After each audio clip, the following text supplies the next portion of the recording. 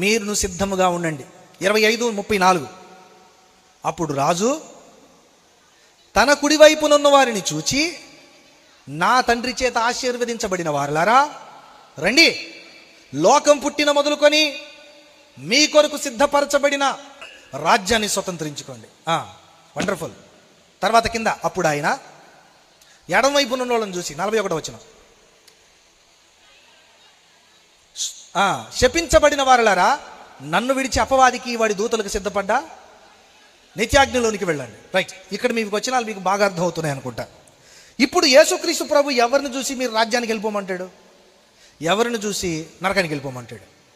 అమ్మా అర్థమవుతుందా? ఇక్కడ మతానికి రాజ్యానికి ఉన్న వ్యత్యాసం ఏంటి? మీరు 20 అధ్యాయాన్ని చదివితే 25వ అధ్యాయంలో వీటన్నిటి గురించి క్రీస్తు ప్రభు ఏం చెప్తాడంటే, ఇదిగో నీ భక్తి జీవితంలో నువ్వు ఎప్పుడైతే నా కోసం బ్రతకడం ప్రారంభిస్తావో నీకు తెలియకుండా మతం అనేది నీ జీవితంలోకి వచ్చేస్తుంది. ఈ మతం నీకు తెలియకుండా నిన్ను లీడ్ చేయడం, నడిపించడం ప్రారంభిస్తుంది.